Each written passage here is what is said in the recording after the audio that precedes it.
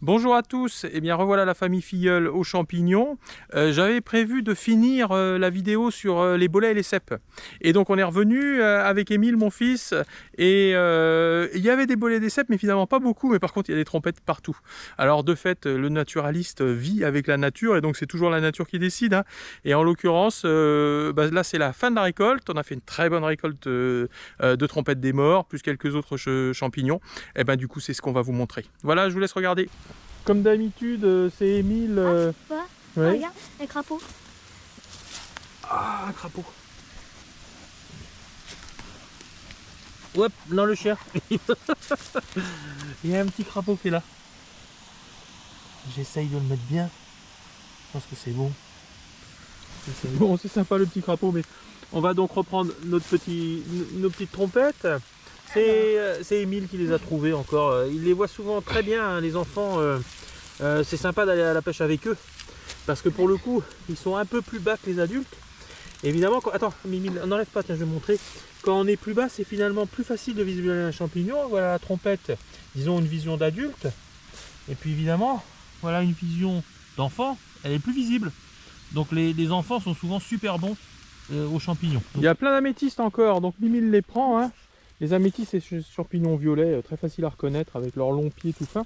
Et puis c'est craquant, alors ça n'a pas un goût incroyable, mais c'est bon. Et surtout ça prend le goût des autres champignons. C'est pour ça que quand je prends des trompettes des morts et des chanterelles en tube, je prends aussi des améthystes. Parce que comme ça prend très bien le goût des autres champignons pendant la cuisson, et ben du coup ça augmente le volume. Donc c'est Mimile là, qui va s'occuper de ça. Alors en passant, je vous montre un petit point intéressant pour la stratégie de collecte. Il faut repérer même les petits champignons, ceux qui vont pousser, parce qu'évidemment on reviendra plus tard.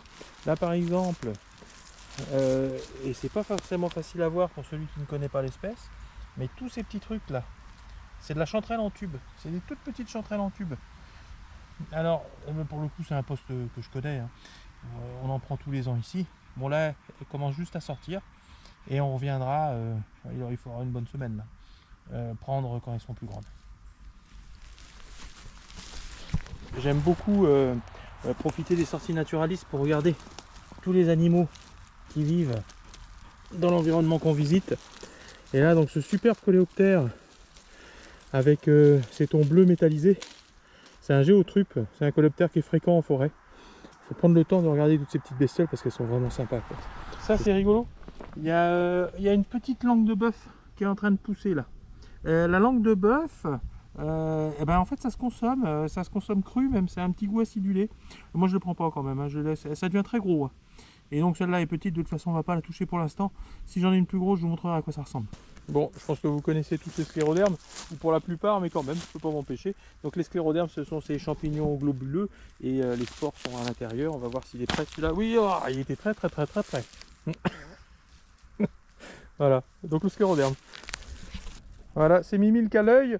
Il vient de trouver des girolles. Alors voilà, retourne là mon cœur, la girole ça se reconnaît, on fera très bientôt une vidéo dessus de toute façon. Alors j'ajoute ici un petit commentaire que je n'ai pas fait quand j'étais dans la forêt, tout simplement parce que j'étais parti sur les bolets et puis je n'y ai plus pensé quand on a commencé à trouver des trompettes et autres champignons en forme d'entonnoir. Justement ces champignons qui sont très bons ont tous une forme caractéristique en trompette ou en entonnoir. Il s'agit de la trompette des morts, de la chanterelle en tube et de la girole. Pour les débutants, faites attention, tous les champignons qui ont une forme d'entonnoir ne sont pas bons. Les champignons qui sont bons, ceux de la famille des cantarellacées, hein, comme la trompette des morts ou comme la girole, ont un iminium très particulier qui est composé de replis qui viennent souvent jusque sur le pied. Ou alors parfois qui est presque lisse, hein, c'est le cas de la trompette des morts.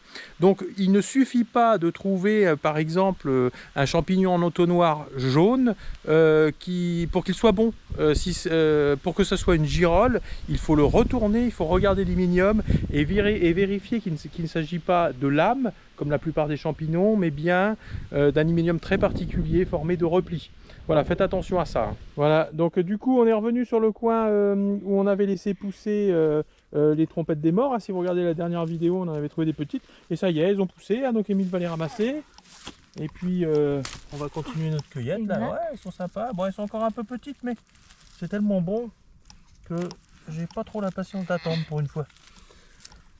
On va les prendre celles-là. Il y en a un peu partout, donc Les autres sont là-bas. on vous laisse. Ah oui, oui.